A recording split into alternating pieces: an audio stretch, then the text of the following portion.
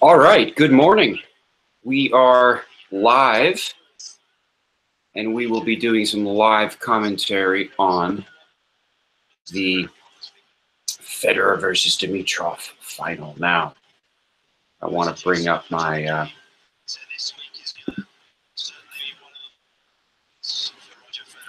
live events here. I want to get your messages. Hold on. Hope everyone is doing very well. I have the volume on just, I have the volume on my computer. I'm watching the match on my computer, but I have my volume on the computer right now, but I'm going to, because I need to listen to, who wins the coin toss. I want to see Federer come out, and then we're actually going to turn. Good day. Nice to see you all. 97th title. That's it, man. That's it. Right now I'm using the computer microphone. Does that sound okay? Oh. We're slightly delayed, but that's all right.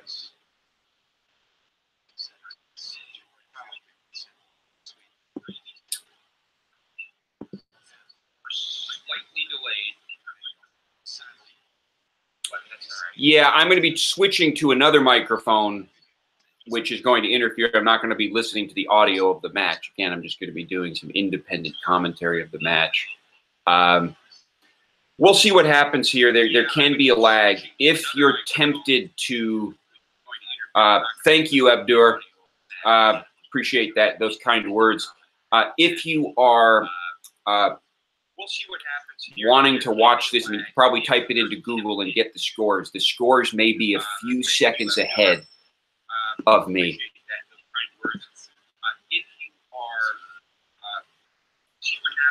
Wanting to watch this, you can probably type it into Google and get the scores. The scores may be a few seconds ahead of me. Okay, very regrettably, I just missed the coin toss, so we'll see soon enough. Federer does like to return. Okay, very regrettably, I just missed the coin toss, so we'll see soon enough. They just did the coin toss, folks, and they're just going to do a little warm-up right now, so we've got a little time. Let's see here. I just want to, I'm getting all this, okay, interference. All right. We're good there. In a minute.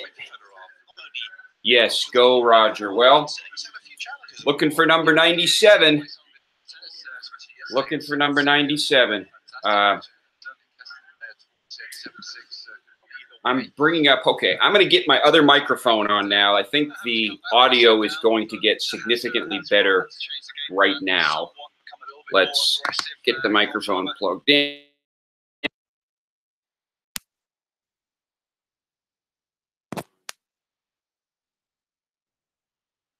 Now I should have some much cleaner audio. Let me know. That should be working. Let's see. I'll go over to Google Hangouts and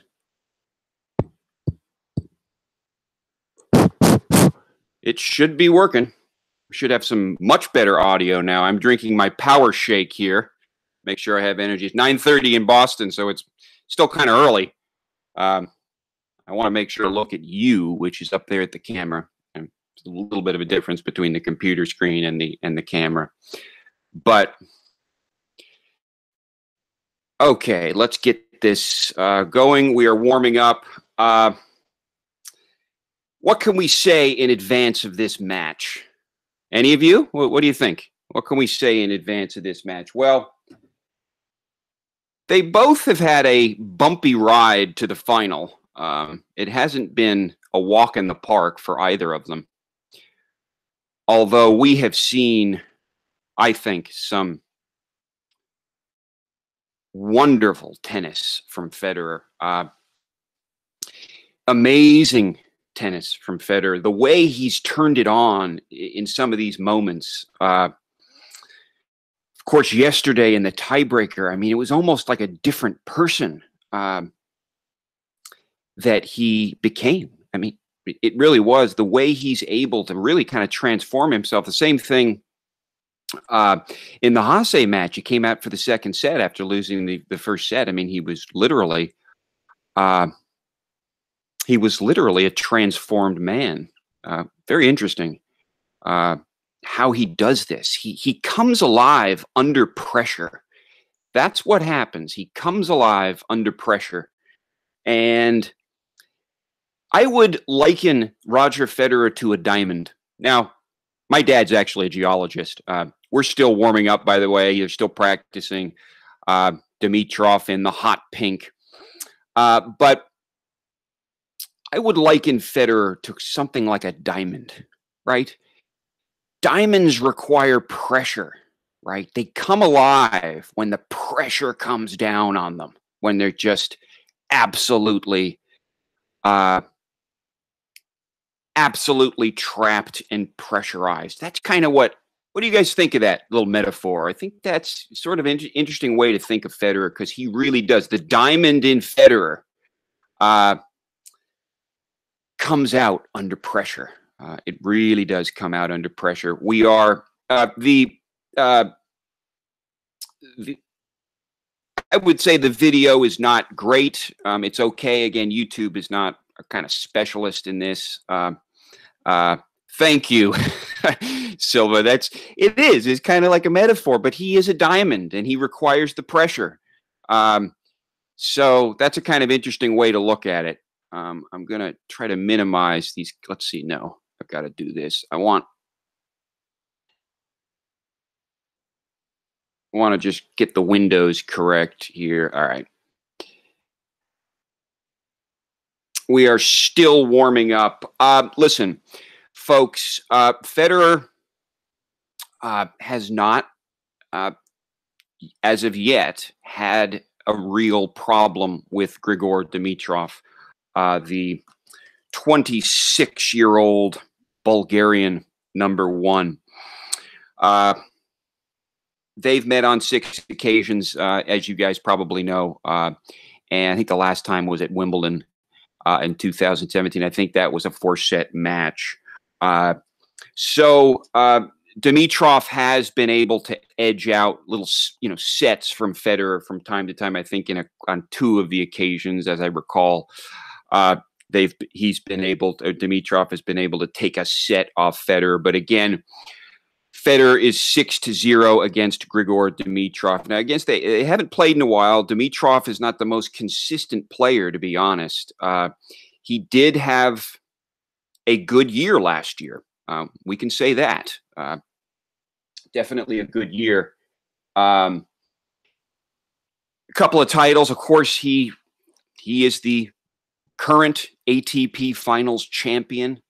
He is quite a tennis player. This will almost certainly be a more competitive match, a more competitive player for Federer to deal with today than he has had to deal with all week. Well, listen, according to the predictions, this is the #1 and the number 1 seed and the number 2 seed in the tournament playing. So the predictions basically based on that kind of seeding have worked. And this is a perfect final, the #1 versus the number 2. And here they go. Looking like Federer will be receiving. Again, very regrettably, I missed the coin toss. Well, Leach is a little bit ahead. Okay.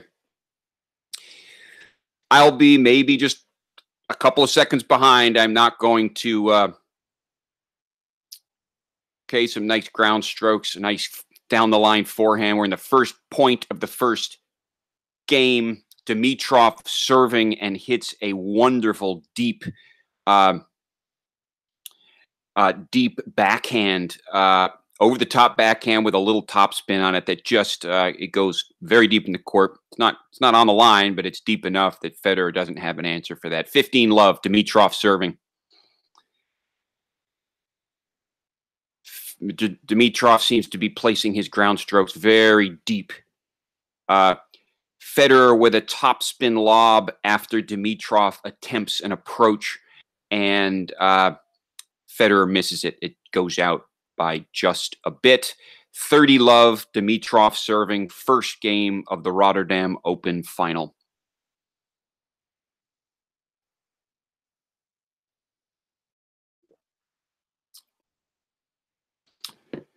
Hit some nice ground strokes. We're going to kind of backhands. Federer unable to answer a ferocious forehand of Dimitrov after Federer is sort of lured to the net, and Dimitrov unleashes a forehand that goes to Federer's backhand volley, and Federer is unable to catch it. 40-love for Dimitrov, looking like a strong start for the Bulgarian. Strong service start. None of the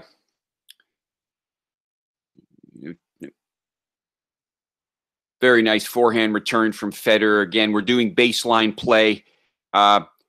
Dimitrov again is able to. I think actually Federer goes wide with a forehand. This is one of the. Let's see here.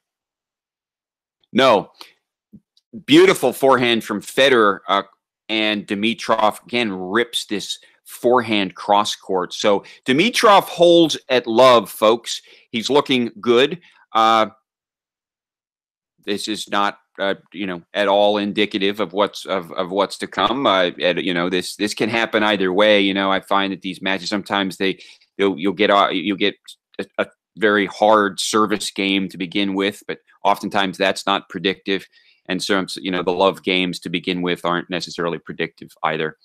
Federer serves an amazing serve out wide. Dimitrov unable to tag it. 15-love, second game, first set. Federer serving.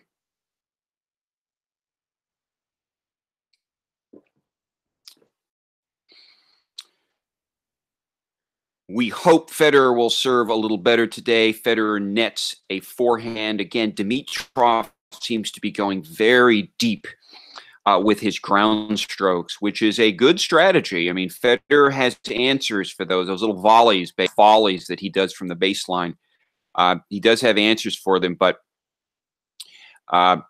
listen, and now Federer nets another forehand, uncharacteristic for Federer to be struggling with the forehand, but he's hitting great backhands for the last couple of days. We're at 15-30.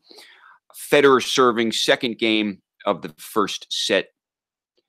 Federer gets a nice first serve in, and then on the line, and too much for Dimitrov to deal with. Now he's starting to redeem himself on the forehands. Beautiful forehand down the line to Dimitrov's backhand, and Dimitrov does not have an answer. He nets it. 30-all, Federer serving. 1-0 in the first set.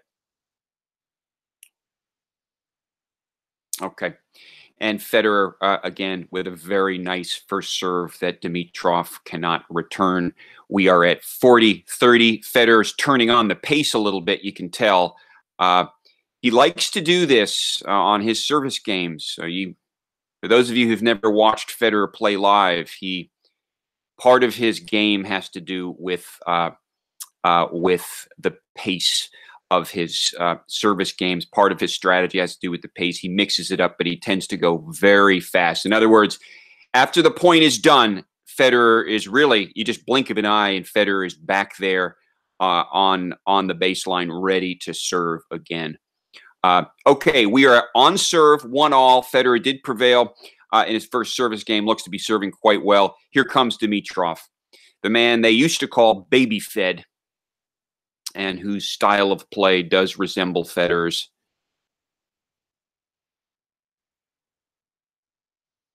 Yeah, the Leach stream is a little bit ahead, but no worries. Leach, I mean, maybe it's probably not a great idea to post them, but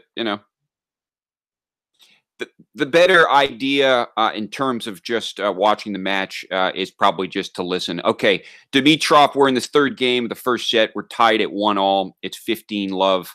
Dimitrov has a forehand that, again, very deeply placed and just almost touches the line. Beautiful shot. He seems to be hitting very good ground strokes. 15-love. Dimitrov serving. Ace for Dimitrov down the middle. Very, very nicely placed. He's got that again. One of the in a way, the question today is, can Dimitrov out Federer? I think that's kind of the question.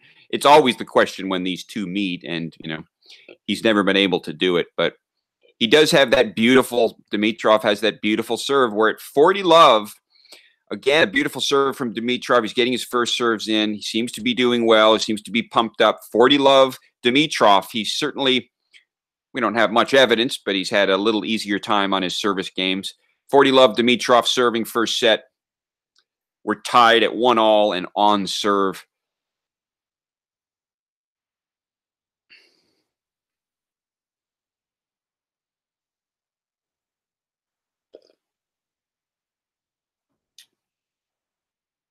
And then I believe Dimitrov double faults there. So we're at 40-15.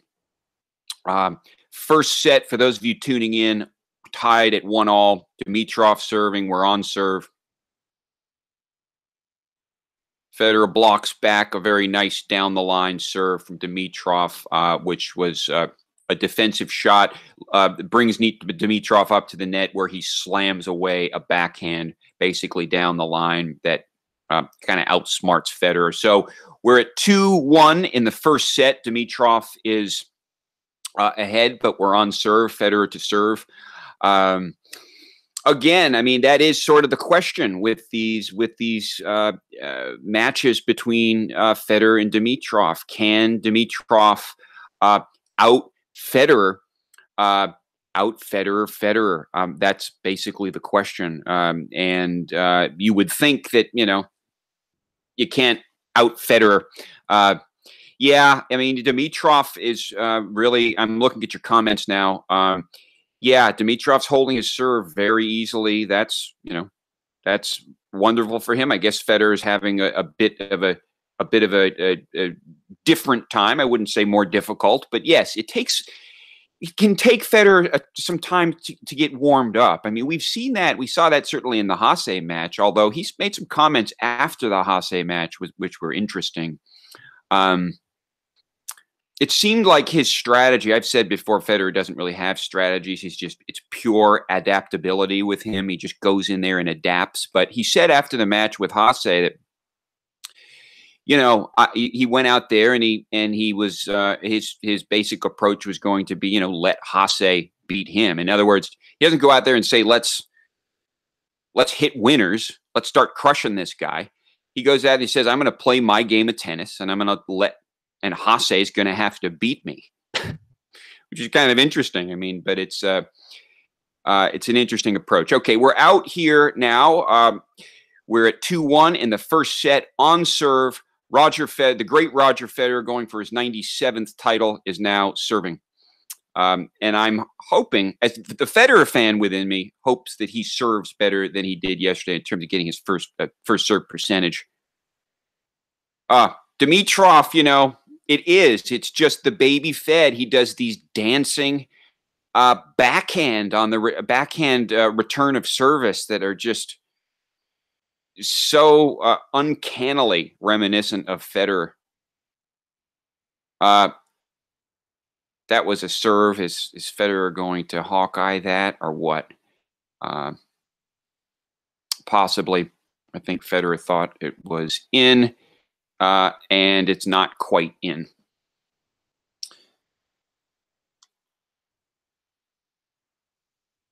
$15-love. Great second service from Federer, and Dimitrov kind of mishits it. In fact, 30-love. Federer serving First set, 2-1 in the first set on serve.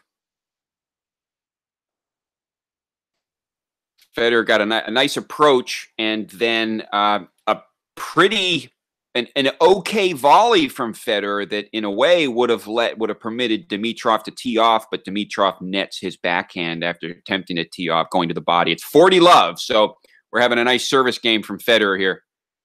Oh yes, first serve in, and a beautiful. Dimitrov kind of hits a defensive shot back, and then Federer just unleashes an amazing forehand that goes. Actually, it's just in the service box, but it was angled enough. Dimitrov did catch it, but he just didn't have all he could do was put it into the net. So a forced error there. We're at 2-2. Dimitrov again. He's starting his service game. He's doing a Federer. I mean, he is the baby Fed. That's what they used to call him. But again, in the pace in which, I mean, that last point, Federer won the game, and Dimitrov was right up there serving within about 5 or 10 seconds. And that is a Federer move. That's how Federer does it. So Federer knows this. He knows he's going to try to, that Dimitrov's going to try to out Federer him. Dimitrov now starting to make a few errors, starting to hit some shots long. It is now love 30 with Dimitrov serving, and there looks to be a small window opening up here for Roger Federer, whose game, rather than decreasing, is actually starting to become better. So we'll see if this was a flash of brilliance from Dimitrov that he can't sustain, or whether maybe he will sustain it. We'll just have to see. Beautiful forehand from Dimitrov that is just kind of miscalculated from Federer. Federer thinks he's going the other way, and he goes into the forehand corner, and Federer thought he was going to the backhand. So 15-30, Dimitrov serving, 2-2 in the first set. We are on serve. Subscribe to Tennis Talk Daily if you have not already. I'll talk a little bit about why I'm doing it on this channel at the break. Maybe you could remind me, but we've got some, again, nice ground strokes. Dimitrov placing his forehands very well. It seems like Federer seems to be predicting that Dimitrov will go to his backhand, and on a number of occasions that's not been true, and Federer then has to run like hell to get the forehand. And beautiful shot from Federer on an amazing approach.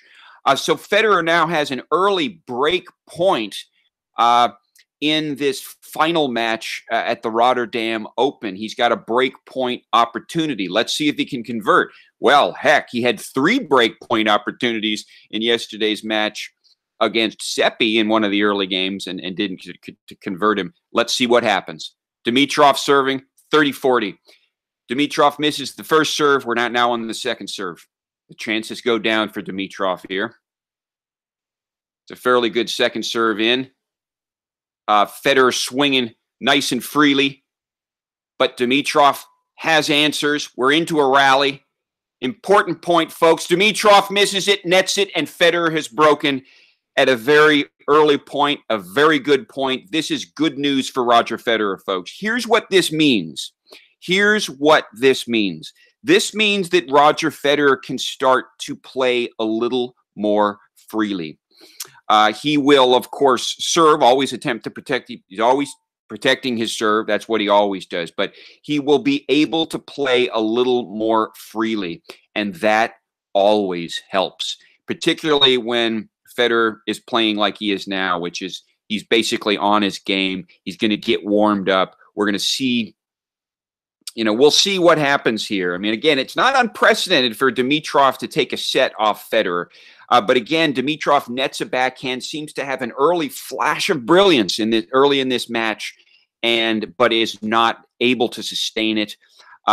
We do have a match here. This is going to be very interesting. It's a big final for Federer. I'm looking at a couple of your messages here, but if you're listening By the way, let me know. Right now I'm back to the messages. I have to kind of go back and forth as it stands between the match and the messages. But if anything, if I'm assuming that the mic's sounding good, you guys can hear everything, and everything is copacetic. But let me know. Yeah, Sparata 91 again. That's what I said. Not unprecedented for Dimitrov to take a set off of Federer. It happens. But we'll see. I mean, I think basically I'm leaning toward a straight set victory for Federer. Thanks. The mic is okay. Yeah, it distorts a little bit sometimes, but that's all right. It's fine. It's a better mic than the computer mic, that's for sure. But in any case, we are back out. It's 3-2. Federer is up a break and is looking to consolidate this break to make it 4-2. He misses a first serve. Federer serving first set 3-2. Federer up a break with an opportunity. And Dimitrov goes long with a return of serve, and it's 15-love Federer. Dimitrov will be trying to end this streak of dominance that Federer has. Again, Dimitrov long is starting to make a few errors. He, of course, young man, 26 years old. He's not. He will have energy in this set. Again, the Dimitrov is going to be stiff competition today. But Federer does look to be playing well. This was a fairly good approach shot from Federer. It wasn't perfect, but he's unable. Dimitrov tees off. Federer comes to the net, and Dimitrov tees off on a backhand that goes to Federer's backhand volley, and Federer cannot execute a volley in response. 30-15, Federer serving 3-2 in the first set of the Rotterdam Open final. Roger Federer going for his 97th career title. He'll be 3 away from the big 100 mark, which is something of a milestone because it's 3 digits, but he really wants 113 because that's the record set by Connors. Federer hitting his backhands well, doing good with his ground strokes. Again, I think this strategy of sort of let him beat me, like I'm just going to play my game and let him beat me. A long rally here, folks, a long rally. Both of them hitting nice backhands, nice shots, but Dimitrov, with one of his classic slices, is down the line, is unable to get it in. It goes wide, floats wide. It's 40-15 on Federer's serve. Now he has a couple of opportunities to consolidate his break, and therefore in the next game start to play a lot more freely against Dimitrov's serve. Beautiful serve from Federer. Dimitrov nets the return. Hold on. Are we doing a Hawkeye on this one too? I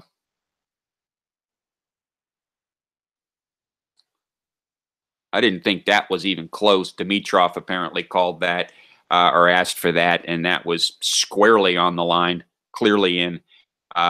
So Federer consolidates a break up. Dimitrov to serve. Dimitrov slowing down a little bit on his serve. 4-2 in the first. The number 1 seed against the number 2 seed today. Dimitrov serving. Misses a first serve.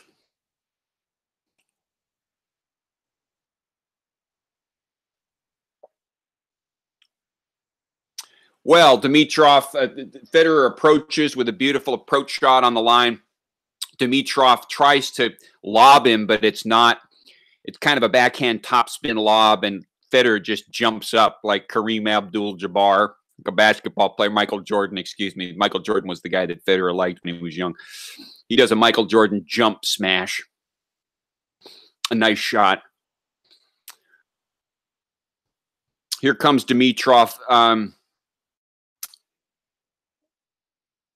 Okay.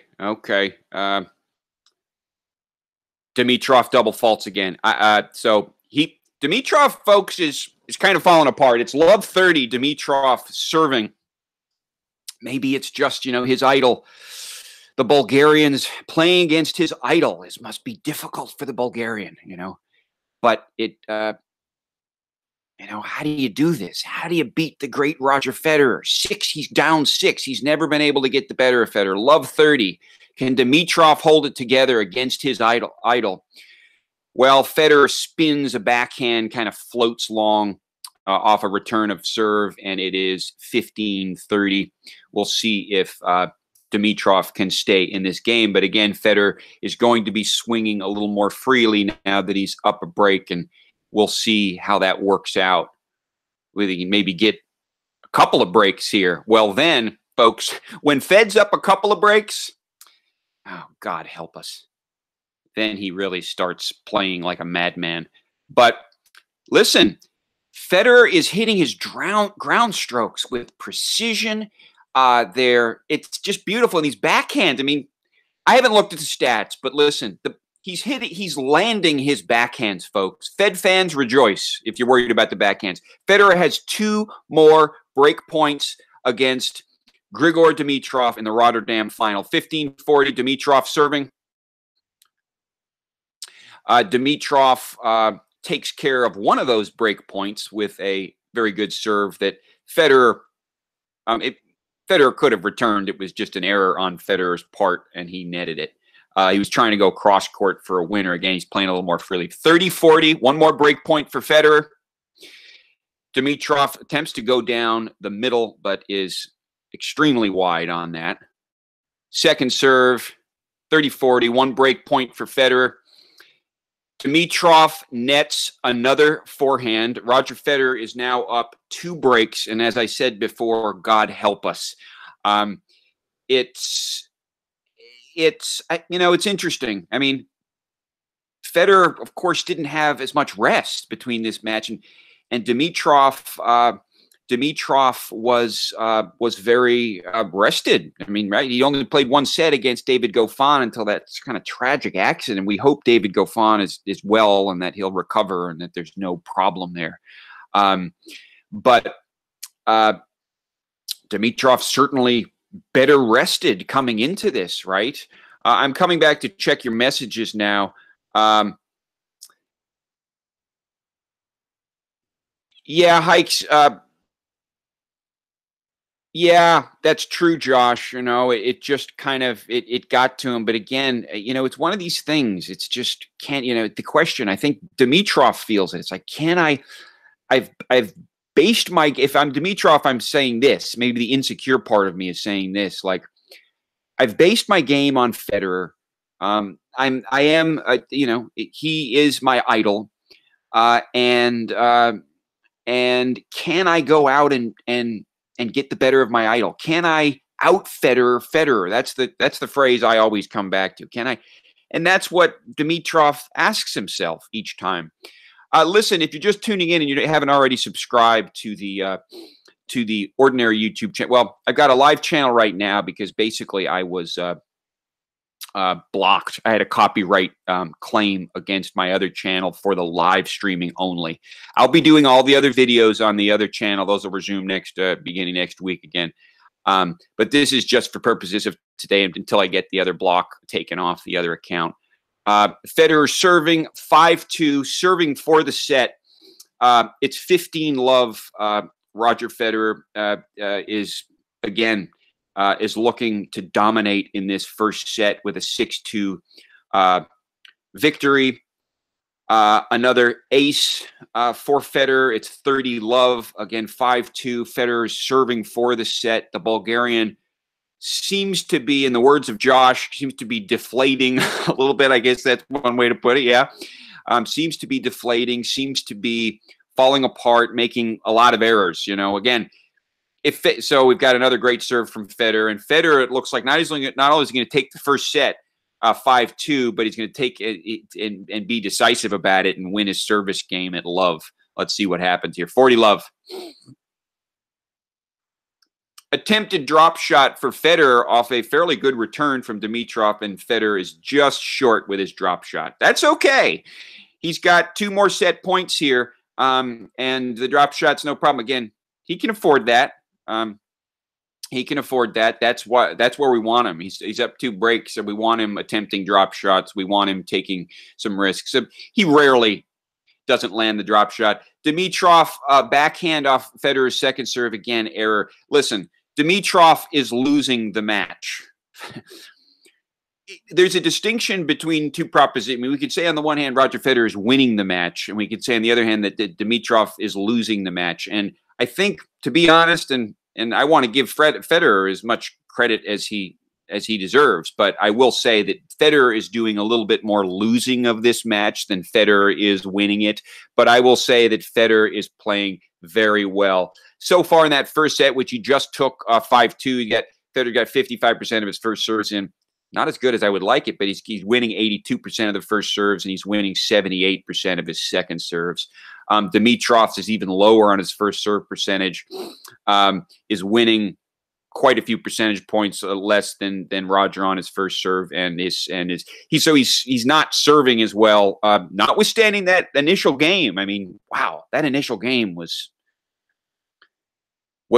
just, it's very interesting to watch. First set was done right, Hikes. That's what we want to see. If you're just tuning in, by the way, I mean, we're going to be going straight through the match. Yeah, it looks like it's a little bit mental, Josh. That's right. It's something, but it's Dimitrov. He's just inconsistent. He's just think about this for a second. I mean, compared to we call him baby Fed, but compare him to Fed. He's 26 years old, Dimitrov. Well, by the time Roger Federer was 26 years old, he had literally changed tennis forever.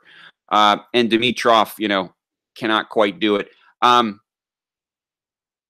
we doing some replays now? They're doing some replays of this Federer play in the first set, which is just wonderful, guys. It's a pleasure to watch. Federer is doing a bit of winning. Let me clarify. Federer is definitely doing a bit of winning here, but I'm just saying Dimitrov is doing more losing. So if Dimitrov stops losing, then we could have a match, and we could have, in other words, Dimitrov stops losing and Federer just maintains the same level of play, then we could have a 3-set match possibly. Let's see what Dimitrov can pull off in the second set. Let's see if he can change his game. Let's see if he can kind of, pull off a Federer-like transformation. Remember when Federer came out for the second set against Hasse? You remember that? I mean, transformation. He comes out for that tiebreak against Seppi. Virtual transformation. That's the FedEx steamroller. In any case, Dimitrov, we're in the second set. Dimitrov serving. It's 30-love. Dimitrov seems to be, kind of getting it together. He seems to look a little better in this set. He nets a forehand, however. It's 30-15. Dimitrov serving. First game of the second set. Roger Federer, the great Roger Federer, the soon-to-be world number one, not quite number one until he finishes the tournament, has taken the first set 6-2.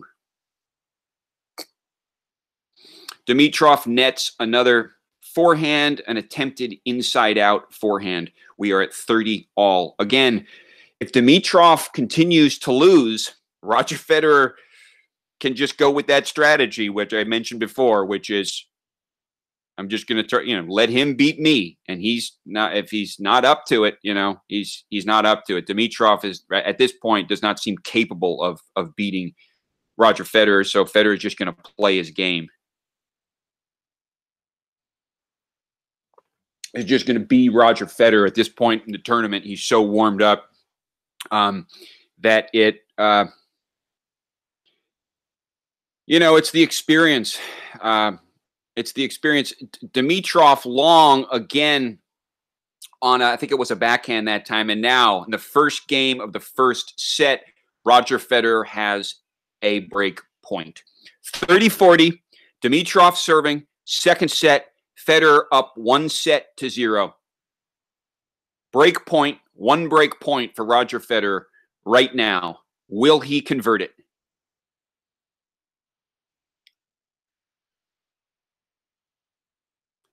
Dimitrov's got to start getting shots over the net. And he has executes a wonderful forehand approach. Federer comes back with a backhand sort of slice defensive shot, which Dimitrov puts away beautifully with a backhand volley. We are at deuce.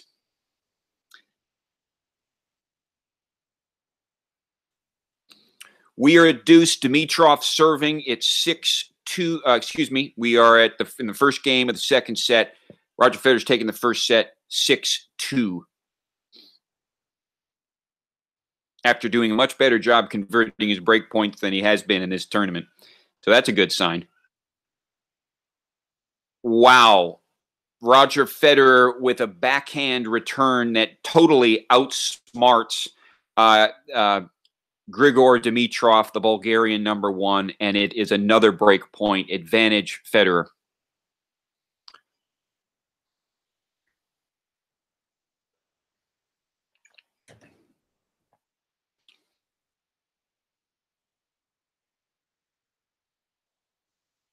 Dimitrov goes wide with a backhand, and Roger Federer is up a break in the second set. Well, I had predicted that this would be competitive. Is he limping? Someone says he's limping. I know. I'm reading a couple of your messages now. I mean, it is disappointing. Let's see what Dimitrov can do. Listen, I had predicted a competitive match. It doesn't look like it's very competitive at this point. But is Dimitrov limping? I saw him. This is, I don't want to deny that Federer, or excuse me, that Dimitrov might have an injury. But I will say, yeah, he's kind of grabbing for his ankle. This does tend to happen. Federer is not going to let up, folks. Here comes Roger Federer.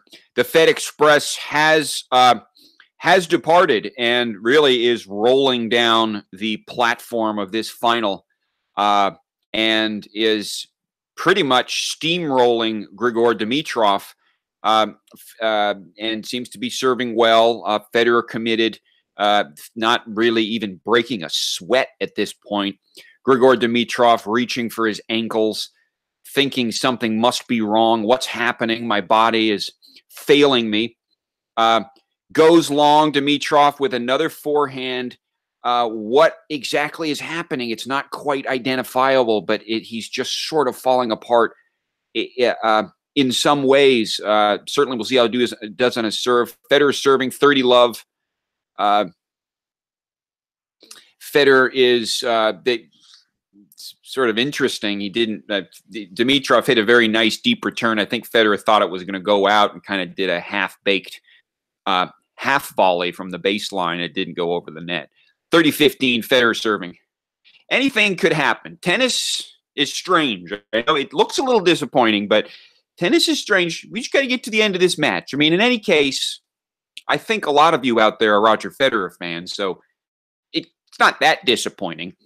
Listen, Federer has this ability. We're at 40-15. Federer serving second game of the second set. Roger Federer already up a break. Dimitrov does one of those dancing back Federer-like backhand return of serve, but then he goes long again, and Federer wins and consolidates his very early break.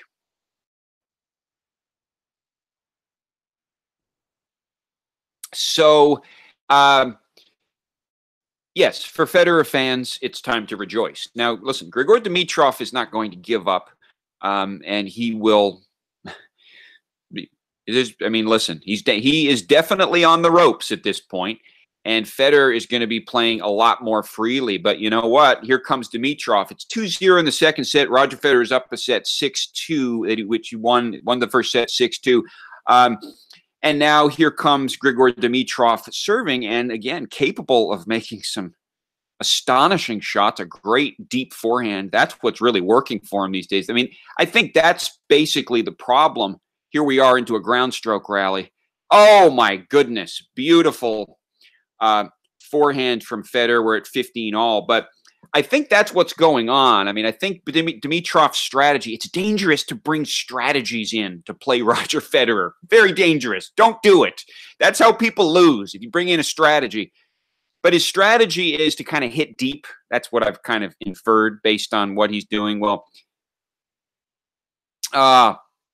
again, beautiful shot from Federer. Just seems to be dominating. Dimitrov hits hits a forehand that skips off the net, but Federer allowing Federer the opportunity to tee off on a forehand down the line. 15-30 Federer, a small window for a second break opening up for the great Roger Federer at Rotterdam. We're in the Rotterdam final. Roger Federer is up 1-0, and now is up a break and has consolidated his break in the second set.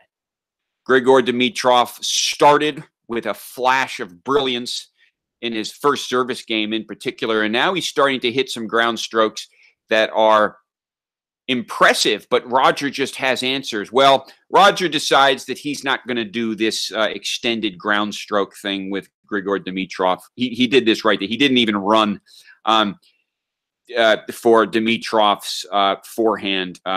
He really didn't. It was to Federer's backhand, and Federer decided, I'm going to let that point. He lets points go, folks. He's that smart. He's that smart. He doesn't need that point. Dimitrov, Federer, again, a defensive, and we got another break point for Federer, a defensive return, which Dimitrov attempts to tee off on his backhand, but he nets it. 30-40, another break point for Roger Federer in the Rotterdam final against the Bulgarian number 1, Grigor Dimitrov.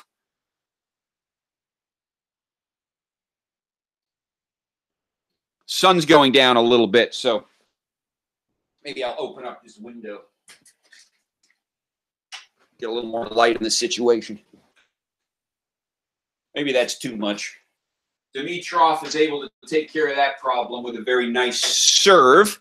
And we are at deuce. 2-0 in the second set. Roger Federer up a break and has consolidated that break. Roger Federer looking very strong. At the same time, Grigor Dimitrov seems to be falling apart in many senses. But there are still flashes of brilliance for Dimitrov. A beautiful forehand right on the baseline. Listen, that's the strategy. I mean, it's quite evident for Dimitrov that the strategy has been go deep to Federer's backhand. Now, Federer has answers to that. Advantage Dimitrov.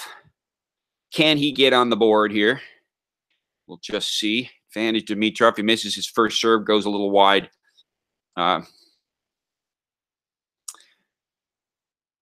Federer hits a very nice return, and Dimitrov nets the backhand. And to be honest, I mean, the backhands are a big problem for Dimitrov. I hope Federer senses that, and I'm sure he does, and he's going to be exploiting that little problem. Here comes Dimitrov again with a powerful serve, a kind of a defensive return, and Dimitrov this time is able to tee off at the net or at mid-court with a forehand that is very effective. Advantage Dimitrov. He's looking to get on the board in this second set.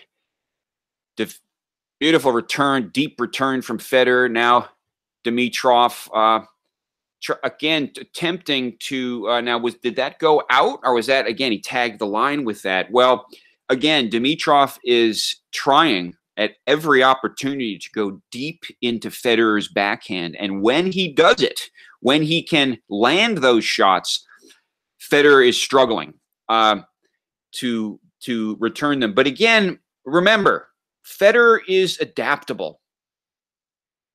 Federer is always adapting. And I'm looking at your message now. Yeah, keep it going. I'm trying to kind of check in with the messages. Unfortunately, I can't go downstairs to the TV. My son's down there. They're being really great in letting me do this. My wife's kind of taken over duty for my 1-year-old daughter and 5-year-old son. But again, Federer plays the way he needs to play. I mean, in other words, you can't judge him based on how he's playing right now.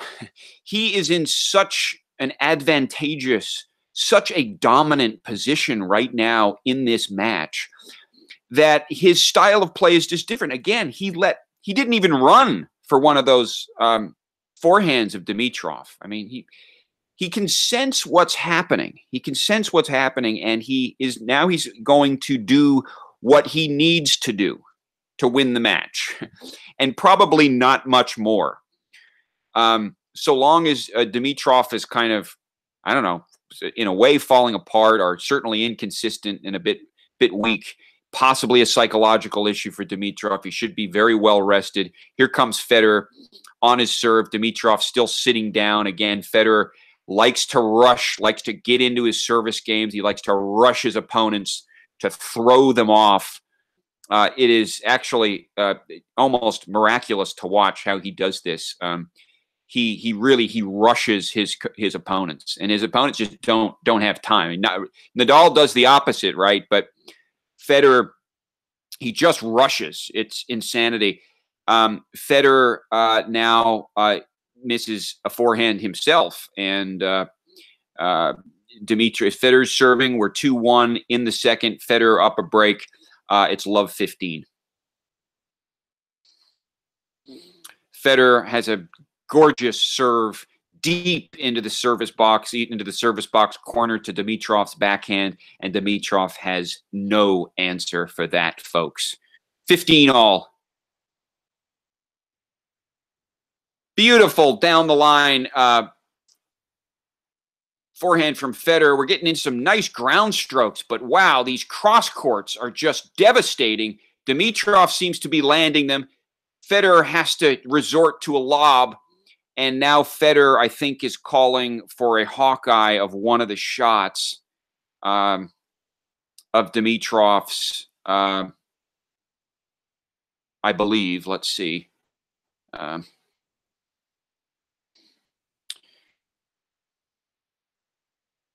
No Hawkeye, excuse me. Federer he plays with the timing. He plays with the timing of his opponents. Sometimes he rushes them. I mean, that time he kind of took some breath. Well, that was a long rally. He doesn't want to get involved in these long rallies. I hope Federer doesn't take a defensive position there, but I think he's considering, these long rallies. That rally did get the better of him. Dimitrov won the point, and Federer needed to catch his breath, so he couldn't do his usual sort of steamroll FedEx onto the next point. Beautiful backhands from Federer. And now they're kind of slicing back and forth. But, Dimitrov is out-rallied by Federer there. Again, nets a forehand. Federer has answers for everything. Some beautiful angled shots in that point. We're at 30-15 now on Federer's serve as he looks to bring the second set to a score of 3-2. Right now it's 2-1 in the second. Federer has a break, and he's looking to kind of consolidate it further here on his serve. Dimitrov hits a return wide, and we're at 40-15. Federer will have two chances to, again, kind of double down with a consolidation on this break and to go up 3-1. All he needs to do is protect his serve now, you see. All he needs to do, in a beautiful sort of inside-out forehand from Federer from sort of mid-court, is too much for Dimitrov to kind of guess, or he kind of just didn't have his footwork together on that point. But and actually, it was just a little too vicious. I think Dimitrov thought that was going out or whatever. Just a beautiful shot. But in any case, we're at 3-1, and Dimitrov now is rushing his serve again. He's trying to out Federer, and it's not working. But all Federer has to do now, and he is very well aware of this, and we all are, he simply has to defend his serve to take his 97th career title.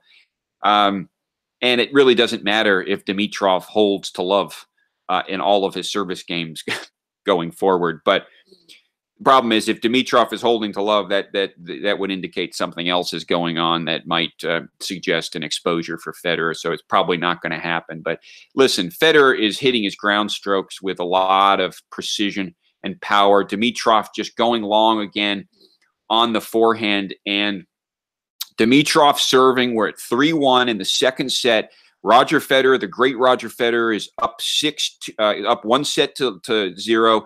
He's won the first set 6-2. It's 3-1, 15 all. Dimitrov serving.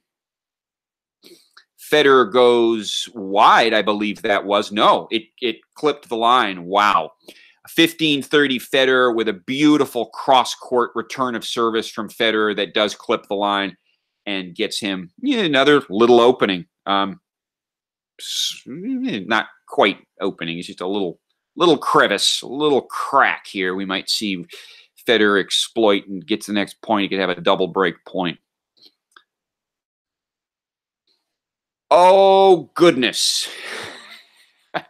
A beautiful backhand return that goes so deep into the court. Again, Dimitrov thought it was going to go long. It stays in by about an inch or two. 40-15, 2 break points for the great Roger Federer.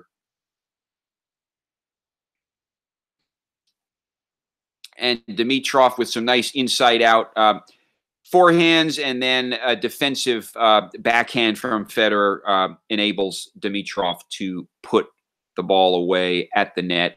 30-40, one more break point opportunity for Roger Federer, who, again, is playing very well. I mean, he is at this point in sort of steamroll mode. But actually, you know what? Let me recant that. I want to talk about what Federer's mode is right now, because it changes. I was talking about a diamond before, how he responds under pressure. Well, he doesn't have the pressure now. There's very little pressure on Roger Federer at this point in the match. So that means, that the true diamond, that FedEx steamroller came out in like the tiebreak, and he breaks. Dimitrov double faults, I believe, and Roger Federer now is up 2 breaks in the first set. He's kind of just maintaining his composure. He has to stay unemotional. He's a friend of Grigor Dimitrov to the extent that these tennis players can be friends. But what I was going to say is this. He plays differently when he's got this much of an advantage, when he has this much to work with, when he's up to, again, he's got the first set, he's up 2 breaks. Well, we're going to see a different Federer. He doesn't need to play well. He doesn't need to be a diamond. I've said in previous videos that he beats the opponent he plays the opponent on the other side of the court. That's what he does every time, and he does what is necessary. He does what is necessary to beat the opponent on the other side of the court, rather than some other opponent, or rather to prove something to himself, or some other purpose, or he adapts to the situation. So on that theory, on that approach to tennis that Federer, I do believe, takes, he plays in a way that it's probably not going to be this dazzling Federer, because he's just going to do what he needs to do now. Right? There's no reason to slaughter Dimitrov. There's no reason to do it.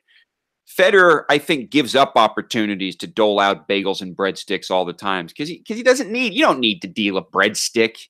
You don't need bagels. You don't need breadsticks to win. He doesn't. And when he gets to a point in the set where it looks like there might be a breadstick or a bagel, again, he's going to play differently. He's going to do what he needs to do to win the set. But it's not to say he stops playing competitively. I'm just saying it's a different kind of Federer. Now, he really is in sort of dominating mode right now. I mean, but it's still different from the kind of Federer, like the kind of the steamrolling FedEx Federer that you saw in the tiebreak yesterday, or even when he came out for the second set. It's different. He's maintaining. Serving well. Dimitrov with a mishit, and Federer is up 40-love. It's 4-1. It looks like this match is going to be over very quickly, folks. My wife will be happy about that. Roger Federer looking to be in such fine form today. Again, doing what he needs to do. There's been a lot of terrible error making from Dimitrov, which of course has benefited Federer. But Federer is playing some great tennis, and I would say, in fact, that the level of his play right now is good enough to beat Dimitrov, even if Dimitrov, we're not making so many errors, playing a lot better. I mean, I still think we might even see the same kind of, scores in these sets. But in any case, Dimitrov serving to stay in this match. My goodness. Down 2 breaks in the second set, down a set. If Federer breaks him back now, he could dole out the breadstick to the Bulgarian. But again, Federer is not, that's not Federer's goal. He's going to play like Federer right now, and he's going to do the best he can, but he's really going to concentrate on protecting his serve. 30-love Dimitrov with a Federer error off the backhand that just went out. There's no need to break Dimitrov right now. It's kind of like those of you who think that he should not be playing on clay. Well, it's the analogous statement is like there's no need to play the French Open. He's still the GOAT. Well, there's no need to break Dimitrov now. The match is pretty much in Federer's pocket. Maybe he's going to throw a bone to Dimitrov and give, I don't know, looking like maybe Dimitrov will hold at love. 40-love, Dimitrov serving.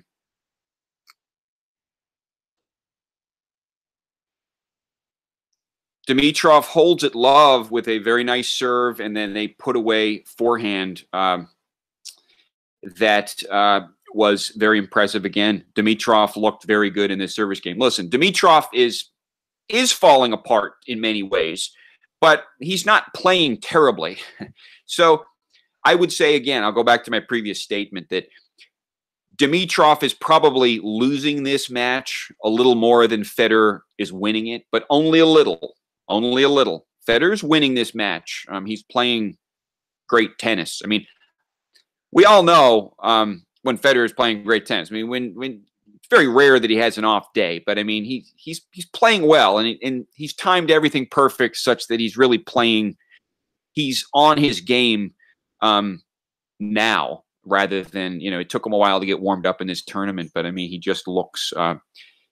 He just hit his zone right when he needed it. I mean, it's just the same old story with Roger Federer. He performs when it matters all the time, whether it be yesterday's tiebreak where he came out, it was the FedEx steamroller. It was a virtual transformation that he executed there before us. He came out there, just totally dominated in a way. It was like this animal comes out of him. And again, my metaphor before is that Federer the diamond comes out when the pressure, right? That's how diamonds are made, when there's this intense pressure. Well, the Federer diamond comes out under pressure. We're not seeing the Federer diamond right now because there's not a lot of pressure. We're seeing some good tennis. Oh my goodness, Federer. Dimitrov with a fantastic return, and that Federer does basically get back. And then Federer hits a backhand long. A forehand long. Dimitrov is going to charge. Dimitrov is going to play with some serious abandon right now. What does he have to lose? He has nothing to lose. Federer serving for the match now, folks, to be clear. We're at 5-2 in the second set. Federer up a set. Federer serving. 15 all. Federer just has to kind of, protect his serve. Doesn't need to do anything that's too. Federer with Dimitrov goes wide with a very heavy side spun backhand, but it's just the spin. In fact, is too much, and it's just spun a little too much. It spins out of the court essentially. 30-15. Federer serving for the match. Hasn't been serving as well as I would like him to, but he's not double faulted today, I don't think. He's just hitting these line shots that are amazing. Oh, goodness. We've got a double match point now, folks. Federer is really incapable of making an error at this point. I mean, there's been a few, but I mean, he's playing very well. It's not the FedEx steamrolling Federer. It's 2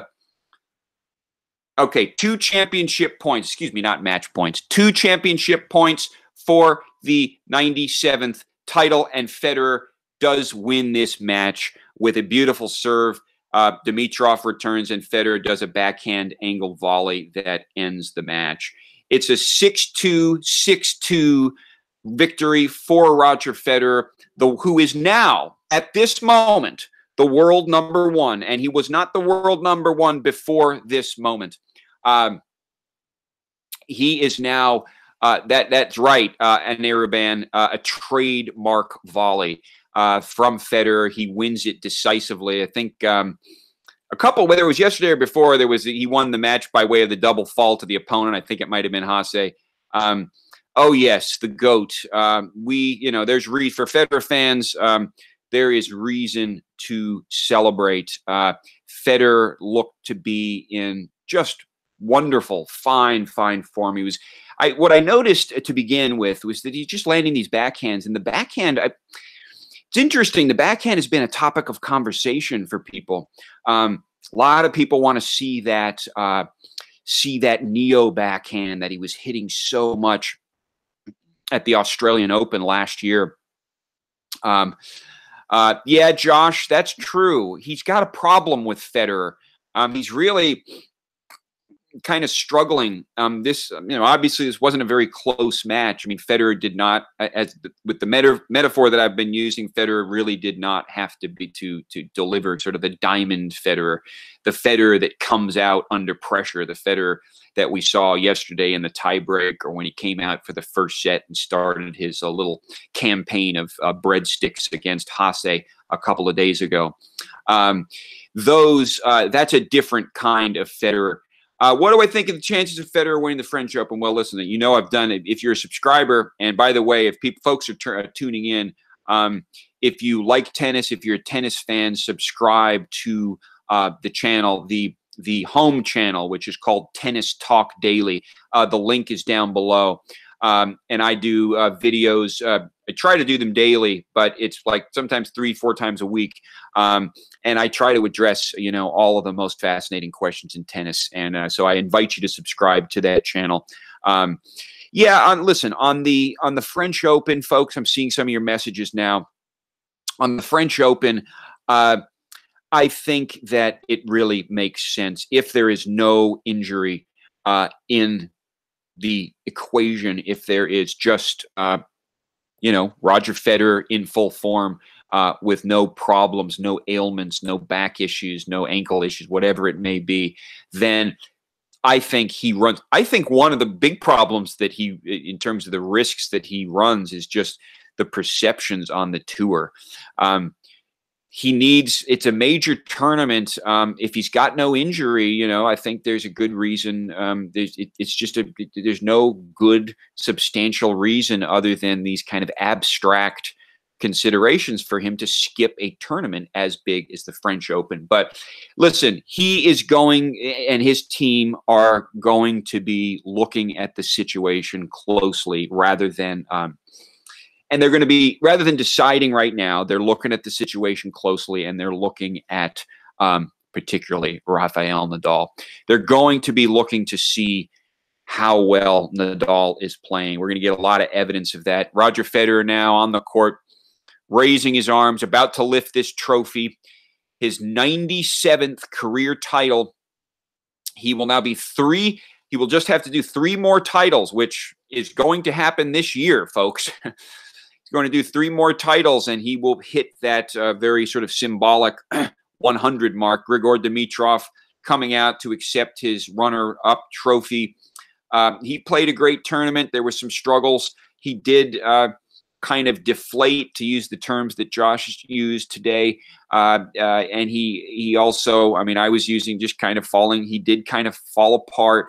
There could have been a psychological problem. I think every time Grigor Dimitrov, who they used to call Baby Fed, comes out onto the court to face his idol and the player on whose play Dimitrov's play is based, I think it's just this. I think it's it might be a block. It's just, how can I beat? It's my idol. So Federer, of course, was able to do well. Federer actually. Sampras was an idol of Federer's, and he did, in that famous match at Wimbledon, he was able to beat Pete Sampras in 2001, which was actually prior to Federer's major breakthrough. Here's Roger Federer raising up the trophy, which is, to be quite honest, God bless the tournament and thank you for everything, but the trophy, is a little silver plate that doesn't quite compare to the bigger trophies that Roger has held up. But this is a great listen. I've said before, this does create some insulation for Federer with respect to the number one, because it doesn't matter now. Even if Federer skips Dubai, and even if Rafa goes on to win in Acapulco, Federer will be able to maintain the number one position. Federer now making comments, I'm sure thanking and he's going to thank all the people around him. He's going to thank the tournament. He's going to thank obviously his family, who provides such tremendous support. And really, some people believe that this is one of the keys to Roger's greatness, is this familial support that he has, particularly Mirka, who is not only his wife, but basically his coach as well. It is definitely a key part of it's a key part of him winning. He needs that support, and it distinguishes him. These other players, few of them have kids, as far as I know. And maybe I haven't done a survey of all the players, but I think few of them have kids.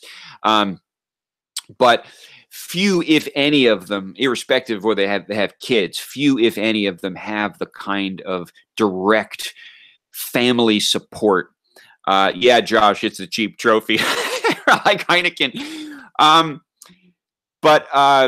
Yeah, I saw the cardboard number one trophy. That was funny too. That was funny. It's a funny situation. It's been a record-breaking week, but on the other hand, yeah, it just kind of pales in comparison to some of the victories that Roger has had in the past. And this is just one more title, one more 500 level title. He's done this so much. I don't know how many 500 levels he has. It's a lot.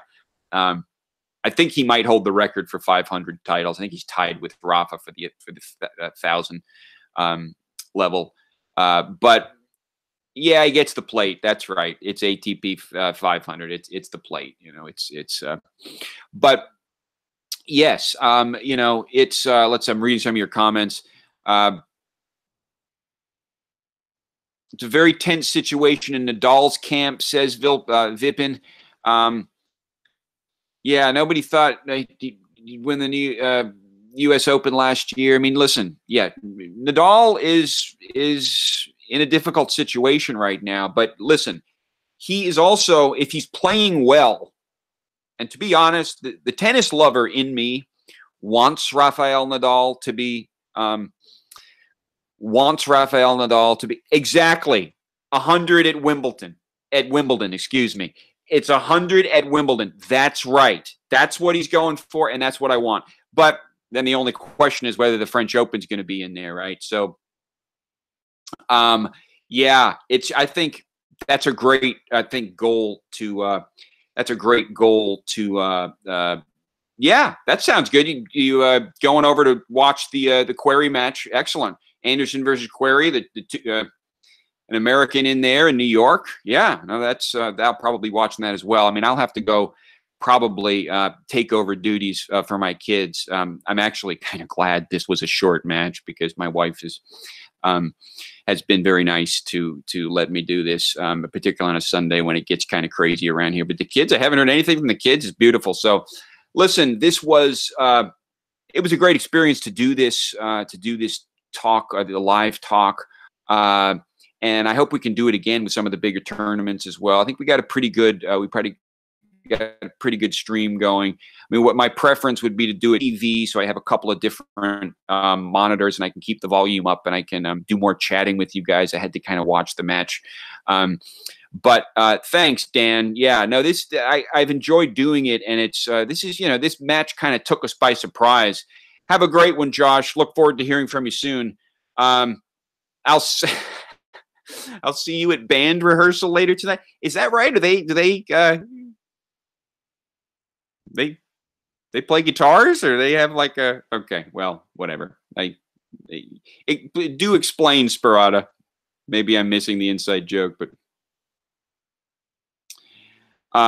Yeah, I know. Evergreen. It is. It's amazing. It really is amazing. Indian Wells will make it 98, Miami 99, and then skip Halle and he could do Wimbledon. Listen, if he does that as a Federer fan, I'm happy. I like that kind of itinerary you've mapped out there, Abdur. Yeah, if he does that, I'm happy.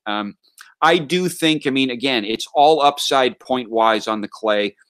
He might try a clay tournament and to see how he's rolling on the clay. I don't know. I know I've kind of made the controversial claim in my videos that he should play the clay. But again, it's his decision. It really is his decision. I just think that if there's no injury, if there's nothing wrong, if he's defending his sunshine double, and things look good, I just think Rafa's got so many points to defend on the clay. Roger has basically a lot of free points that he can sweep up by playing a couple clay tournaments that could help him secure the year-end #1. So there's reasons to play, and then of course there's the perceptions on the tour from the players that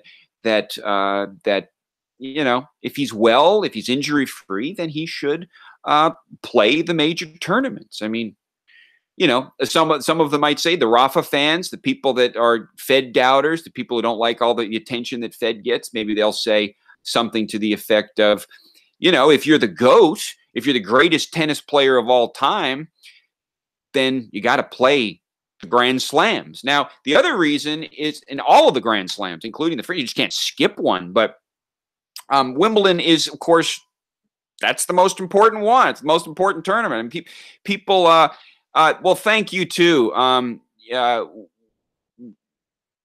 Yes, we are definitely going to do future matches, and in the big tournaments, we'll do them. We'll do this. It will be a lot of fun.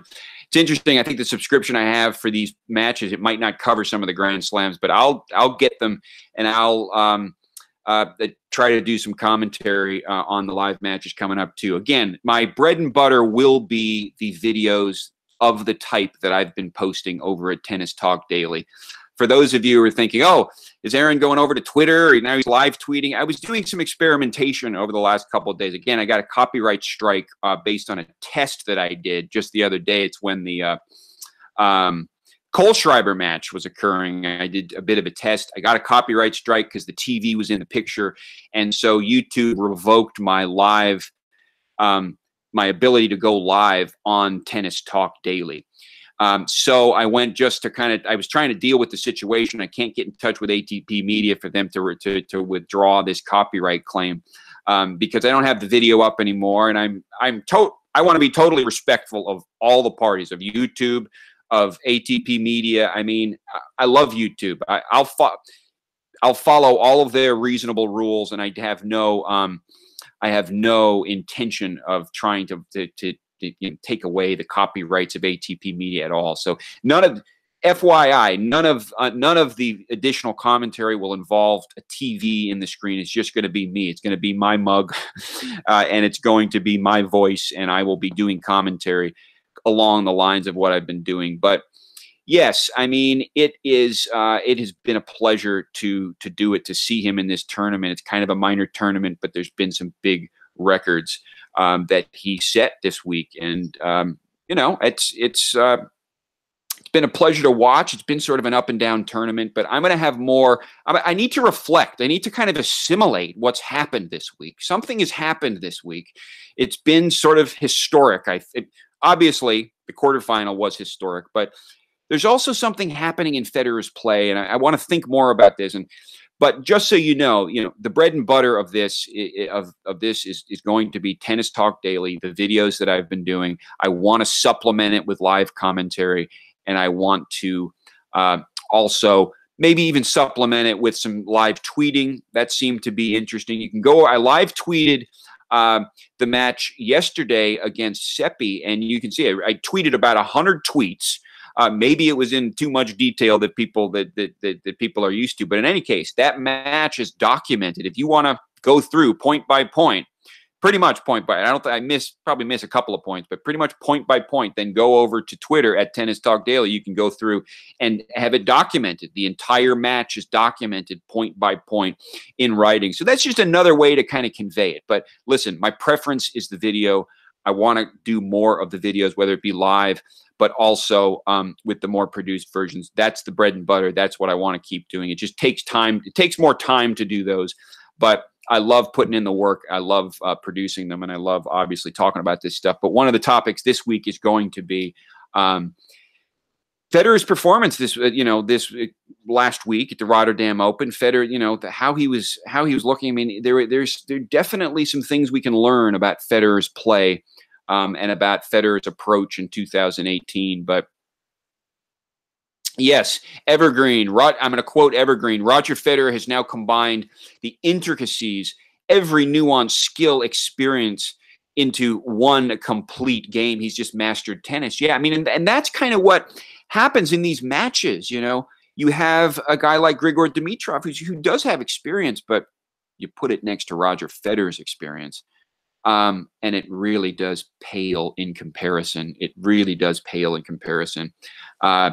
And thanks, Vipin. That's very nice of you to say. But that's the beauty about YouTube, right?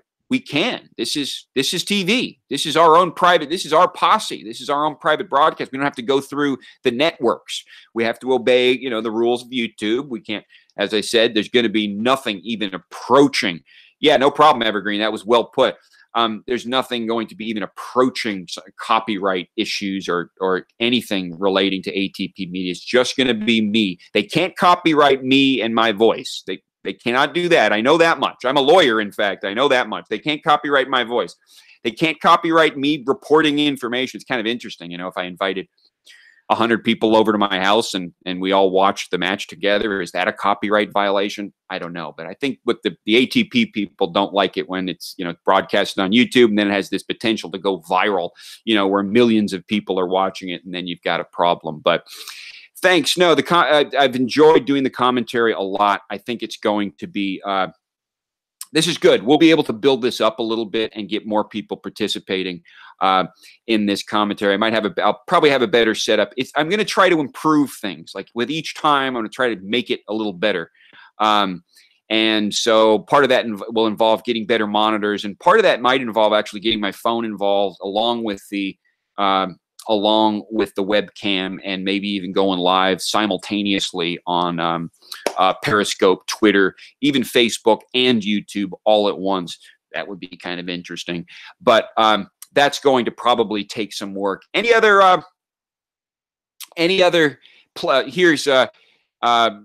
Law PT. Fed is playing like water, adapting all the styles, taking different shapes depending on the opponent. Yes, exactly. Beautiful. He's like one of those superheroes. What's the superhero that's made of water and that's constantly transforming and changing? Yes, that's kind of the way it happens. It was kind of the point I was trying to get at today. And it's sort of a nuanced point, because you think, oh, if Federer is playing great, he's playing great. I mean, if he's hitting, landing all his shots, but there are slight differences. I mean, yesterday, for example, in that tiebreak against Seppi, I mean, he was the FedEx dominating steamroller. Yes, all three Dream Gods. Thanks, Todd. But he was the dominating steamroller, kind of the same kind of Federer that we saw in the last set of the Australian Open final against Cilic. Kind of the same Federer. He's doing a little bit of that steamrolling FedEx in the match against Haase when he came out for that second set and started what would be two consecutive breadsticks dealt out to Haase. That's the FedEx. But when he's up, when he doesn't have any pressure, there's a different Fed that comes out. It's not the diamond. The diamond comes out when the pressure turns up. It's something else, and it's kind of like the automatic Federer. It's the I'm just gonna be Roger Federer. I'm not attacking. I'm not gonna try to impress. I'm not gonna try to hit winners. I'm gonna let Dimitrov beat me. That's what he said the other day at the interview. I think it was after the Haase match. He was like, just gonna let the player try to beat me. I'm not gonna go out there and try to impress, try to set records, try to hit all these crazy winners. No. You just let them try to beat me, and I'll respond. I'll adapt. And that's what seems to work. So that's the mode he was in today. It was like, Dimitrov so down. Only disadvantage of YouTube is that in the mobile app, you can't change the screen and, for example, check the score. That's true. However, I could keep my TV, my computer. I could have my laptop. I could also have my TV on. Or I could do the YouTube Red. That's right. Change the screen, for example, to check the score. That's right. But in the mobile app, that's right. But here we have I guess we have a bit of a different situation that I'm checking the score on separate devices. But today, yeah, I did it through the webcam basically, which is probably not a great video picture. But I'm hoping the audio was very clear. I've got this pretty nice mic that I've rigged up to my MacBook. All right, 3 a.m. in Australia. Wow, nice, Dan. Now that's a tennis fan. In fact, was it was the 3 a.m. The 3 a.m. matches for me were happening during the Australian Open. I'm here in Boston, and I have to admit I wasn't getting up for the three.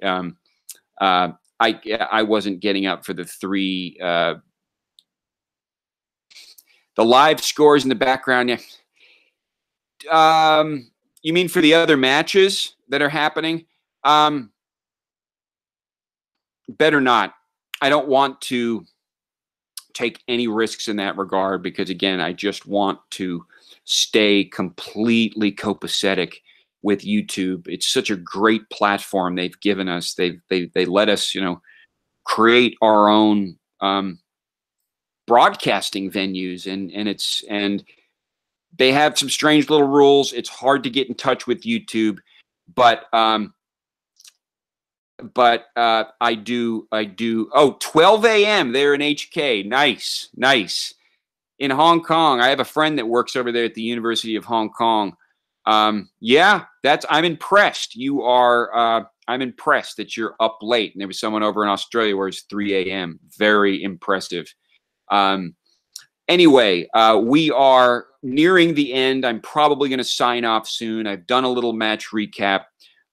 Viewers are starting to taper off a little bit, but it's been fantastic. I mean, it's always, always inspiring to watch Roger Federer do his thing, even though he's something of a chameleon. And again, I'm going to look for videos coming up this week where I'm going to discuss a little bit more. It was an interesting tournament. The rhythms of this tournament for Federer were sort of interesting. He came out, and again, it was just this kind of cleanup, steamrolling Federer in that first match. And then there were some interesting rhythms, but they are indicative of how he approaches tennis matches. Sometimes he doesn't quite give us what we want, but I believe we're not properly considering his strategies. But in any case, I think this week in general was a very satisfying week of tennis. Thanks a lot. No, I really appreciate you really appreciating my commentary. Thanks. I appreciate it, Dan. I'm going to keep trying to do it. And again, the bread and butter will be the videos over on Tennis Talk Daily. I'm not going to switch over to Twitter. No, YouTube is my social media of my preference. YouTube is the place for me. There's no question. So for those of you out there who are pretty committed YouTubers, I'm at YouTube. I'll be supplementing it with Twitter, supplementing it maybe even with Periscope and stuff. Facebook, I've quit because they're all corrupt over there. But the one last topic that I'm seeing come up is Dubai. We'll see. Again, he's not ruled out Dubai. I was making this argument a couple of weeks ago. I mean, it's really the only way that he could insulate himself from Rafa taking the #1 position back at Indian Wells, right? Because Rafa's got so little to defend there. So Dubai is really the only way he can do that. The only way he can affirmatively do that, assuming Rafa's playing well. Now, Rafa might not take back at Indian Wells because he might crash out again. We don't know what's going to happen. Roger could very easily hang on to this #1 for a very long time. But assuming Rafa is playing well, then Dubai is pretty much necessary for Federer to maintain the number one position. So on the other hand, it's a very tight schedule. He's got to do that benefit match like the next day, and I don't know. He doesn't have much to defend in Dubai. He could strike out in the semifinal or the quarterfinal and still rake up quite a few points. I don't know. I haven't done the math in terms of where he would need to get in Dubai to actually insulate himself against Rafa taken back at Indian Wells. But I think it's worth considering. He's going to have a week off between now and Dubai. He looks good. He looks fairly rested. Again, Dimitrov coming into this match was a lot more rested. He only had to play one set yesterday, and he played earlier in the day. Federer played later in the day, the early evening match, and then had to come out and play the early afternoon of the next day. So Federer, in terms of his stamina, I mean, listen, I know many of you, and I'll kind of repeat this point. I guess this will be the final point, but it's the point about mind over matter with Federer. It's the point that it really much of his game does ultimately depend on his mind, on his mental game, and the body. If the mental game is in line, the mental game is together, the body will fall into line for Federer, I believe. But that's true. If he wins in Dubai, Roger could drop Miami and save the energy. Well, yes, but he's defending 1,000 points in Miami. That would be a deficit he would rake up. No, because Dubai, I think, is a 500 level tournament. So I think he needs to, he can afford to skip Dubai, but I don't think he can afford to skip Miami. He's not going to skip Miami. He has to go back and attempt to defend what he did last year. Listen, the itinerary going forward for Federer could be a number of things. It could be rest on a number of different variables. Ultimately, it's his decision. And ultimately, I will support whatever decision he makes in that regard. But if he's injury-free, then I think there's a good argument for Dubai. Now, I think there's also a good argument against Dubai. Backhand boys. Okay. All right. I will, Sprott. That must be some on YouTube. Is there like a funny video out there or whatever? Yeah, I like that. I will definitely look that up. That sounds like a good laugh. With respect to Dubai, and this is going to be my last comment, Dubai and clay. The Dubai thing is it could go either way. I think there's a good argument for Dubai, and I think there's a good argument against Dubai. I think the good argument against Dubai is it's a little too quick. And that in the Sunshine Double, the two tournaments, 1,000 level tournaments, 1,000 series tournaments in California and Florida are so important for him to defend those. He's going to need to be well rested. I think there is a break between the two tournaments. So again, it's doable, but I think there's a pretty good argument for not playing Dubai. I think there's a pretty good argument for playing Dubai.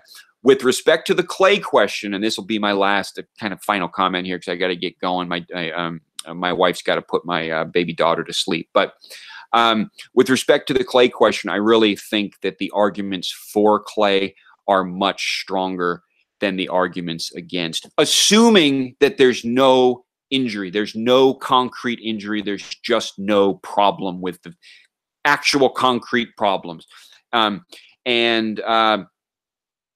I think that there's virtually no good argument in favor. Assuming there's no injury, I think there's really virtually no good argument in favor of skipping the clay season entirely. And for that reason, I think, see you later. Great to see you. Thanks for coming in, Sparata, our law point. Not sure, 11 Law. We'll call you 11 Law. Thanks again. Really appreciated seeing you. Appreciate your comments.